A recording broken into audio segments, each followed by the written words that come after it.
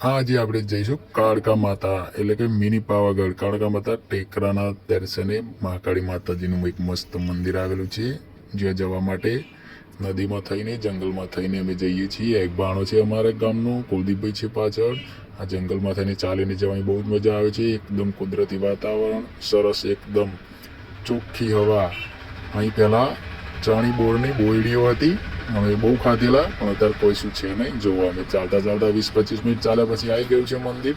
દૂરથી દેખાય છે, હજુ બીજું 5 મિનિટ ચાલવું પડશે. આજુબાજુ ગોંડા બાવળની જાળીઓ, બોરડીની જાળીઓ, જો કેટલું મસ્ત દેખાય છે. મંદિર ટેકરા ઉપર છે, મિની પાવાગઢ જે રીતે ઓળખાય છે. અમારા અહીં આરસીસી બનાવી દીધું છે. મોકવા ગ્રામ પંચાયતે ખૂબ સરસ કામ કર્યું છે. જો જગ્ગુભાઈ અમારા નીકળી ગયા છે દોડીને કાળકા માતાના ટેકરા પર ચડવા માટે. માતાજીનો આ નાનું મંદિર છે, પહેલાં આવે છે જેમ ડાબી સાઈડે ટેકરાની. હવે નીકળી ગયા અમે ઉપર ચડવા માટે.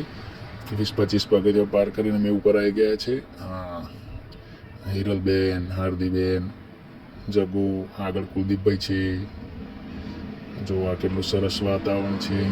આજુબાજુ એકદમ જંગલ વિસ્તાર. અહીંથી સરસ નદીનો દર્શન થાય છે આપણી વાત્રક મૈયા. જુઓ મહેશભાઈ બેઠા છે, કુલદીપભાઈ, જગુ માતાજીના દર્શન કરવા અંદર ગયા છે. આજુબાજુ ખાલી જુઓ તમે કેટલું સરસ વાતાવરણ છે. પર્યટન સ્થળ તરીકે અમારા અહીં બહુ ફેમસ છે આ સ્થળ. દરેક જોવા આવો, એકવાર અવશ્ય મુલાકાત લો. કેટલું મસ્ત છે, પણ આ જગ્યાને બચાવવાની જરૂર છે. જોવા દર્શન કરવા અમે હવે એક સાઈડમાં ભૈરવ દાદાનું મંદિર છે, હનુમાનજી, જય બજરંગબલી. પછી અંદર જો મસ્ત એક સુંદર આપણા મહાકાળી માતાજીની પ્રતિમા જ્યોત ચાલુ છે. જય ગણપતિ દાદા.